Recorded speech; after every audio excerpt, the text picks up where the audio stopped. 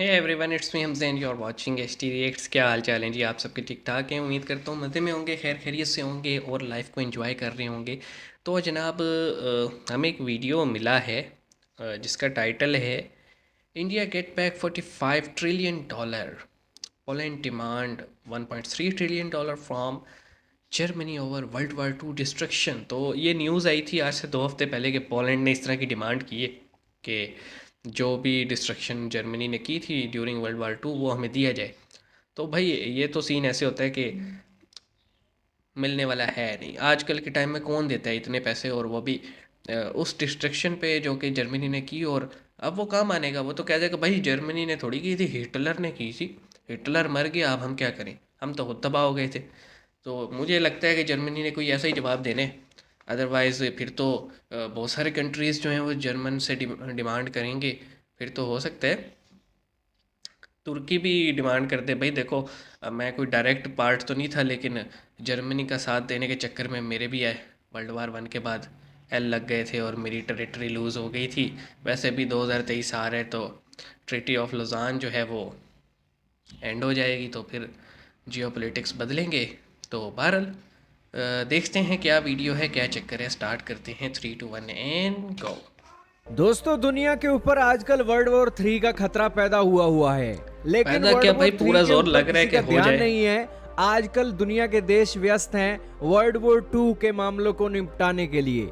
दोस्तों, world war 2 के अंदर जर्मनी ने जिस हिसाब से पोलैंड के अंदर तबाही मचाई थी और वर्ल्ड वॉर 2 की शुरुआत हुई थी, उस तबाही के ऊपर पोलैंड की सरकार ने आखिरकार बड़ा एक्शन ले ही लिया है। ये बड़ा अच्छा एक्शन जी। क्या है, भारत की सरकार को कैसे इससे सीख लेनी चाहिए, अच्छा, क्या है सारे का सारा मांगे मामला, नहीं है बहुत इंडिया ने इंपॉर्टेंट ना न्यूज मिले, है। तो शुरू करते हैं दोस्तों आज सजेशन इस दे रहे वीडियो हैं को। न्यूज़ वाले। सही दोस्तों, है। पोलैंड और जर्मनी ये दोनों पड़ोसी देश हैं। अब पड़ोसी हैं, पड़ोसियों में तो खटपट चलती ही रहती है और हाँ। वो खटपट इनके यहाँ भी चली थी।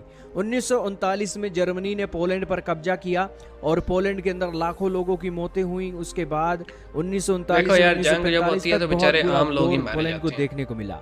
अब दोस्तों, पोलैंड क्या करता है, वर्ल्ड वॉर 2 को लेकर उसने हाल ही में नोटिस जारी किया है और ये नोटिस के ऊपर पोलैंड के जो विदेश मंत्री हैं उनके सिग्नेचर हैं और ये नोटिस जर्मनी की ओर रवाना कर दिया है।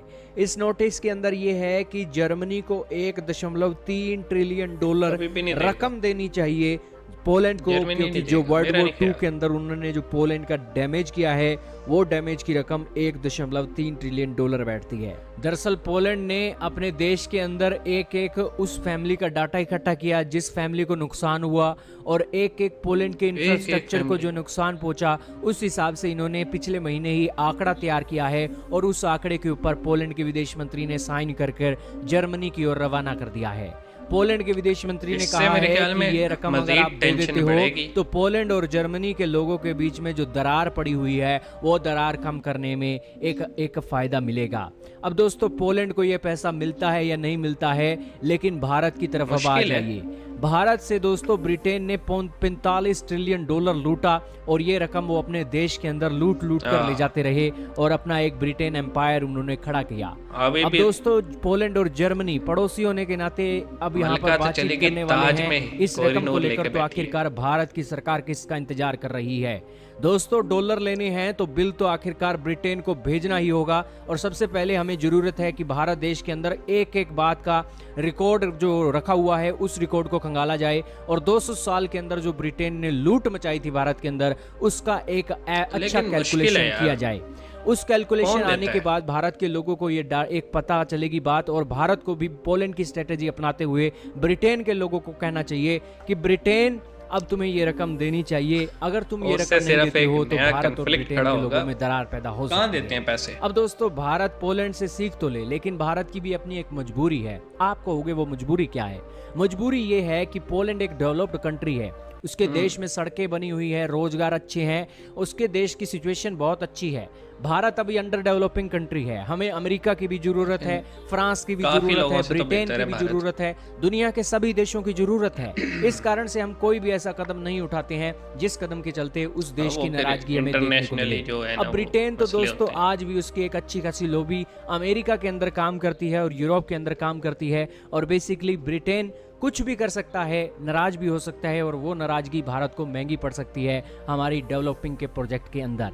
दोस्तों भारत जरूर ये डिमांड रख ले, लेकिन ये जो यूरोप की कंट्रीज हैं ये तो पैसा आपस में दे देंगी एक दूसरे को, लेकिन ये यूरोप की कंट्रीज मुश्किल है। दुनिया के दूसरे देशों को 1 रुपया भी नहीं देंगी। यही कारण है कि भारत की सरकार जरूर ये जो एक रिपोर्ट सामने आती है उस रिपोर्ट को लेकर चर्चा जरूर करती है, लेकिन नोटिस नहीं भेजती है। लेकिन वो समय भी हाँ। दोस्तों आएगा जब भारत डेवलप्ड बनेगा अब और देखो तब ना ये यार, जो टू नोट बी ऑनेस्ट, आज के टाइम में कौन पैसे देता है जबकि इन्फ्लेशन इतनी बढ़ चुकी है, लोगों के पास खाने को कुछ है नहीं। चाहे डेवलप कंट्री हो, चाहे अंडर डेवलप हो, चाहे बिल्कुल ही फारिग कंट्री हो पाकिस्तान जैसी, वहाँ पे मतलब जितने मसले मसाइल हैं सबको पैसा चाहिए।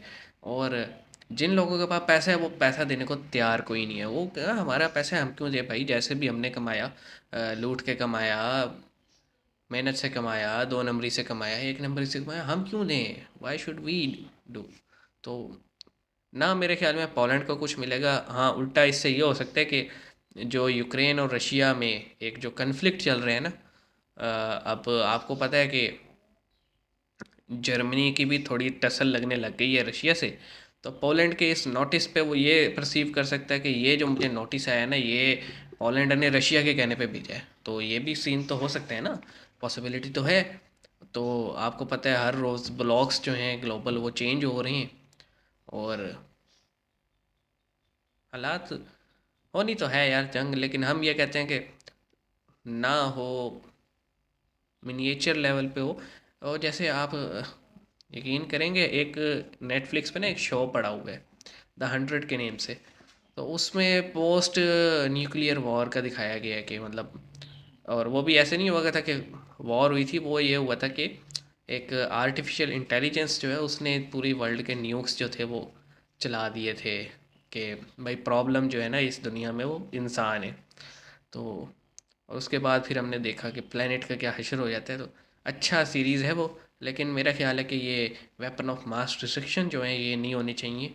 आपको जंग करनी है एक महदूद लेवल पे कर लो, और उसकी बेस पे कौन जीता कौन हारा, ना कि इस तरह की डिस्ट्रक्शन करें कि जैसे हमने देखा हिरोशिमा नागासाकी में, यार उनका कोई कसूर नहीं था, 4 लाख बंदा मर गया विद इन सेकेंड्स, जिनका कोई लेना देना नहीं था जंग से। तो हमें अपने पास्ट से सीखना चाहिए। बहरहाल देखते हैं जी आने वाले दिनों में क्या होता है जियो पॉलिटिक्स में। तब तक के लिए अपना ख्याल रखिएगा, चैनल को सब्सक्राइब कीजिएगा, हमें सपोर्ट कीजिएगा। कोई रिक्वेस्ट हो तो कमेंट सेक्शन हाजिर है, भेज दीजिएगा। See you guys in the next video.